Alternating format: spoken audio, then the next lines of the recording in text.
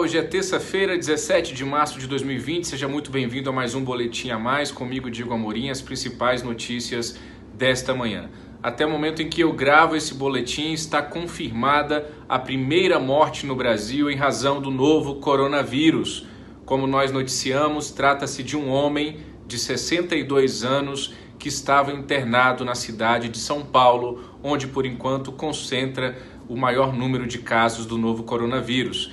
Esse paciente falecido de 62 anos tinha diabetes e hipertensão, segundo também as informações que foram divulgadas. Hoje à tarde o Ministério da Saúde deve atualizar os números no Brasil, mas já é certo que pulou para 300 o número de casos confirmados do novo coronavírus em todo o país. O presidente Jair Bolsonaro continua falando em histeria quando ele se refere à pandemia do novo coronavírus. Hoje pela manhã, em entrevista a uma rádio de Pernambuco, ele voltou a usar o termo histeria e também mostrou a sua preocupação com a questão econômica. Nós estamos acompanhando de muito perto como que o Ministério da Economia está reagindo a esse avanço do novo coronavírus no Brasil e novas medidas devem ser anunciadas ainda ao longo desta semana, além das que já foram anunciadas emergenciais pela equipe de Paulo Guedes. No Congresso Nacional, o presidente, senador Davi Alcolumbre, cancelou a sessão que estava marcada para hoje e tinha na pauta a votação daqueles PLNs, projetos de lei do acordo sobre o orçamento.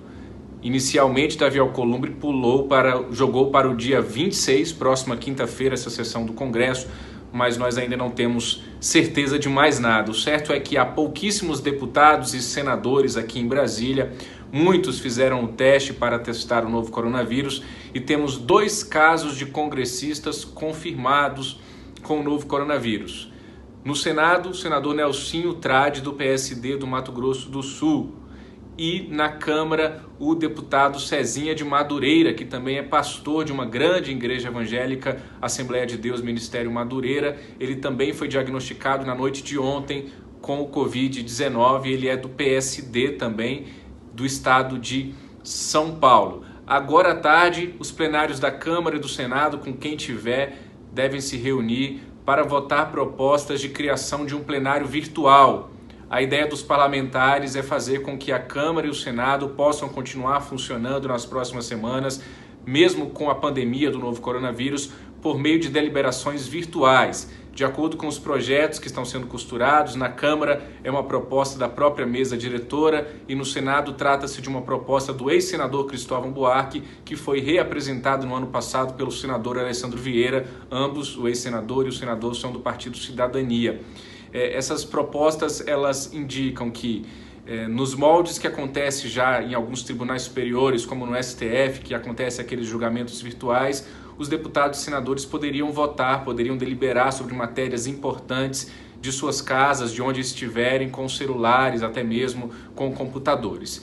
Segundo as propostas, essas sessões continuarão sendo transparentes. Nós poderíamos continuar acompanhando as discussões por meio de áudios, de vídeos e acompanhando essas votações virtuais.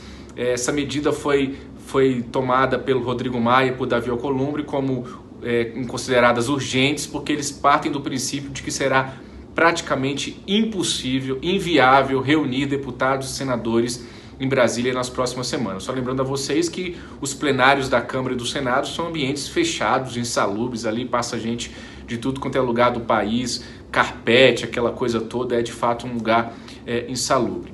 Eu conversei agora há pouco também com o deputado Evair de Mello, ele é do PP do Espírito Santo, ele já tinha um projeto que tramitava na Câmara em relação a essa tal criação do plenário virtual. Ele me disse acreditar que mesmo que depois passe essa pandemia de novo coronavírus e vai passar, a Câmara poderá voltar a discutir de maneira mais eficiente essa questão, porque essas propostas que deverão ser votadas hoje nos plenários da Câmara e do Senado, elas se resumem basicamente à exigência em razão do novo coronavírus. Depois que passar, eles voltam a se reunir normalmente. Mas o deputado Evair de Mello acredita que seja possível instalar e fazer disso uma realidade na Câmara. Tomara que a transparência de fato continue, porque mesmo ali ao vivo e a cores eles conseguem aprontar, imagina virtualmente, mas nós vamos continuar acompanhando tudo isso, também todo o cenário mundial do novo coronavírus. Na China, o que tudo indica, a curva já começou a virar e os novos casos começaram a cair. Na Itália, ao que se espera, já chegou a um pico e agora o número de mortes tem diminuído de um dia, pelo menos de antes de ontem para ontem, assim nós esperamos que continue. Nós vamos continuar acompanhando também o cenário no Reino Unido, na Alemanha, nos países da Europa, aqui na América do Sul, lembrando que as fronteiras de Roraima ainda estão abertas, o presidente disse que não vai fechar, por enquanto, apesar dos apelos feitos pelos parlamentares de Roraima e até mesmo pela Associação Médica Brasileira. Roraima tem fronteira com a Guiana e também com a Venezuela e há uma preocupação enorme de que casos de pessoas infectadas nestes dois países que têm sistemas de saúde precários possam atravessar a fronteira, contaminar o pessoal de Roraima e aquilo se espalhar pela Amazônia e ajudar a complicar a situação aqui no Brasil. De resto, continuamos acompanhando tudo sobre isso no governo, aqui em Brasília, no Congresso, no Ministério da Saúde, levando até você o que é mais valioso nesse momento, que é a informação. Um grande abraço e até amanhã.